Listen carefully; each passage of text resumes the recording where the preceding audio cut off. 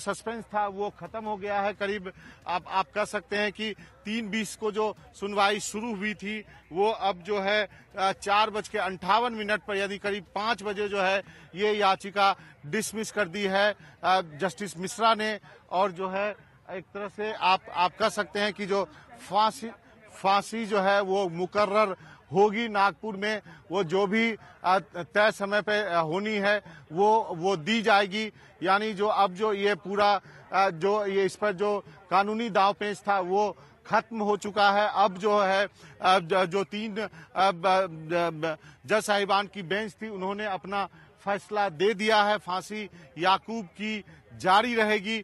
अब इस पर अब कोई भी जो है कानूनी दांवपेच नहीं होगा। ये जो सारा सिलसिला शुरू हुआ था जब राष्ट्रपति के पास उन्होंने दया याचिका दायर की थी, राष्ट्रपति ने जो है गृह मंत्रालय से पूछा था और उसके बाद जब राष्ट्रपति ने जब उस याचिका को खारिज किया तो याकूब के वकील जो हैं वो सुप्रीम कोर्ट मूव किए।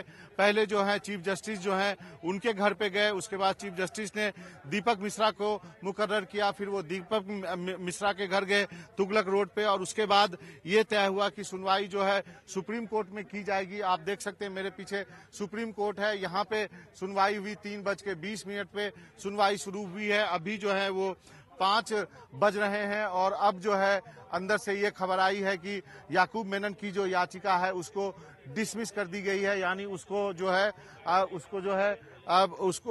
है रद्द कर दिया गया है। यानी जो सजा मुकर्रर की गई थी टाडा कोर्ट की तरफ से, बाकी अदालतों में चैलेंज किया गया था, वहां से वो सजा जो है वो जारी रहेगी। यानी याकूब मेमन को आज ही फांसी दिया जाएगा। हालांकि याकूब के वकील ने काफी दलील दी। उनका कहना था कि जो है वो सरकार चाहती है कि किसी भी तरह आज ही फांसी हो जाए। उसको मर्सी पिटीशन यानी दया याचिका देने की या बार बार अपील करने की उसका अधिकार है। जो सरकार के तरफ से जो है एजी जो है मुकुल रोहतगी, उन्होंने कहा कि नहीं, इस पे काफी सुनवाई हो चुकी है। अब जो है वो सजा मुकर्रर करने का समय आ गया है। जस्टिस मिश्रा ने भी कहा कि अब इस पे बार बार सुनवाई हो चुकी है।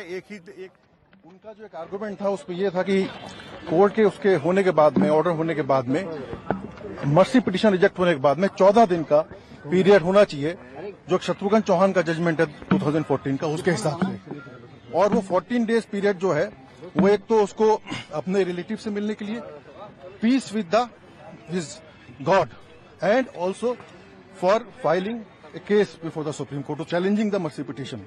ये 3 ग्राउंड्स के ऊपर उन्होंने कहा। मगर कोर्ट ने आखिर में ये कहा कि बहुत एम्पल अपॉर्चुनिटीज दी जा चुकी हैं और 2013 में मर्सी पिटीशन उसके भाई के नाम से रिजेक्ट हुआ था, जिसको उन्होंने ओन किया था खुद। याकूब मेनन ने कहा था कि ये हमारा ही है, हम इसको ओन करते हैं। और उसके बाद रिव्यू पिटीशन फाइल हुआ, क्यूरेटिव पिटीशन फाइल हुआ, और उसमें जबकि ये रिक्वायरमेंट है, डायरेक्शन है कोर्ट की कि आधे घंटे से ज्यादा नहीं सुना जाएगा, 10 घंटे तक सुनाया गया, 10 दिन तक सुना गया और अभी लास्ट जो है 10 घंटे तक सुना गया।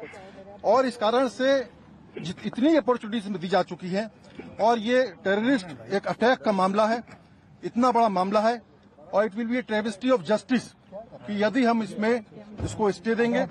और इसलिए उन्होंने जो पिटीशन थी, रिट पिटीशन, उसको डिसमिस कर दिया। धन्यवाद जी।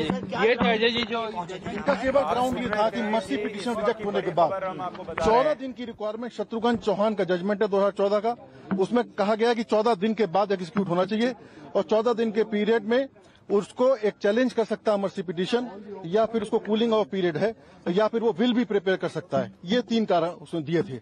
मगर कोर्ट बड़ी खबर जिस पर हम आपको जानकारी दे रहे हैं, याकूब मेमन को फांसी होने जा रही है, ये अब साफ हो गया है, तय हो गया है और उसकी जो याचिका थी वो खारिज कर दी गई है।